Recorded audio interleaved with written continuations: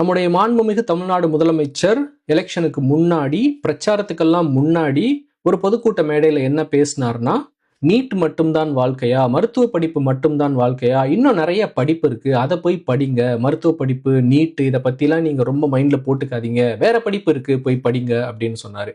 நாமெல்லாம் நீட் வேணாம், மருத்துவ படிப்பு ஏழை எளிய மாணவர்களுக்கும் போய் கிடைக்கணும், சுலபமா போய் கிடைக்கணும்னு நாம போராடிக்கிட்டு இருந்த சூழ்நிலையில அவர் இப்படி பேசினார். இப்படி பேசிட்டு என்ன பண்ணினார்னா, போய் ஒரு நீட் ட்ரைனிங் அகாடமிக்கு இன்வெஸ்ட் பண்ணி நல்ல லாபம் பார்த்தாரு. இப்போ அவர் ஜெயிச்சு முதலமைச்சர் ஆயிட்டாரு. முதலமைச்சர் ஆனதுக்கு அப்புறமும் தமிழ்நாட்டுல நீட்டுக்கு எதிரான போராட்டங்கள் தொடர்ந்து நடந்துகிட்டே தான் இருக்கு. போன வாரம் நடந்த மாணவர்களுடைய போராட்டத்தை நாம பார்த்தோம். அந்த போராட்டத்துல போராடிய மாணவர்கள் மீது இந்த தாவேக அரசு எப்படிப்பட்ட வன்முறையை கட்டவிழ்த்து விட்டது என்பதையும் நாம கண்கூடா பார்த்தோம்.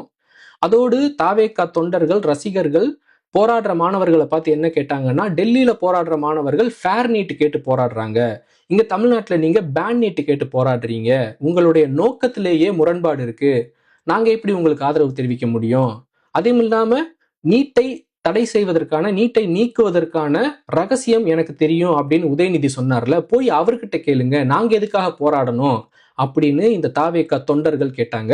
தாவேக தொண்டர்கள் தான் இப்படி கேட்கிறாங்கன்னா, தாவேக அமைச்சர்கள், எம்எல்ஏக்கள் இந்த போராடிய மாணவர்களுக்கு ஆதரவா குரல் கொடுத்தாங்களான்னு கேட்டா இல்ல, முதலமைச்சர் உட்பட மௌனமா தான் இருந்தாங்க.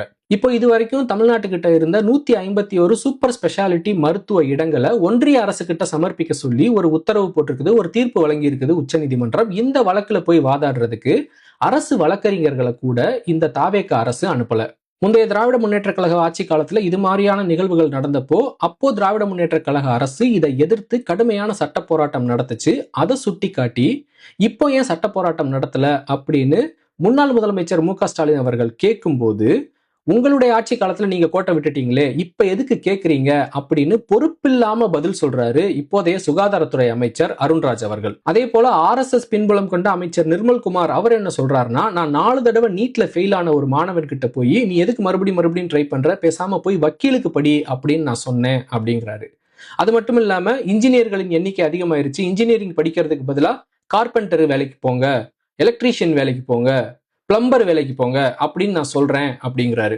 இந்தியாவின் மருத்துவ தலைநகராக இருக்கிற தமிழ்நாட்டை, கல்வியில் சிறந்த தமிழ்நாடை பின்னுக்கு தள்ளுறதுக்காக இந்த ஒன்றிய அரசு நீட் போன்ற விஷயங்களை புகுத்தி எப்படியெல்லாம் நமக்கு எதிராக செயல்படுது என்பதை நாம கண்கூடா பார்த்துக்கிட்டு இருக்கிறோம். இப்போ இருக்கிற தாவேக அரசு அதை எதிர்த்து குரல் கொடுக்கறது இல்லை, சொல்ல போனா எதிர்த்து குரல் கொடுக்கிறவங்களுக்கு எதிராக பேசுது.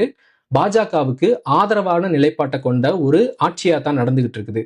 கூட்டி கழிச்சு பாருங்க, தமிழ்நாட்டுல பாஜக ஆட்சி தான் நடக்குது என்பது உங்களுக்கு நல்லாவே புரியும்.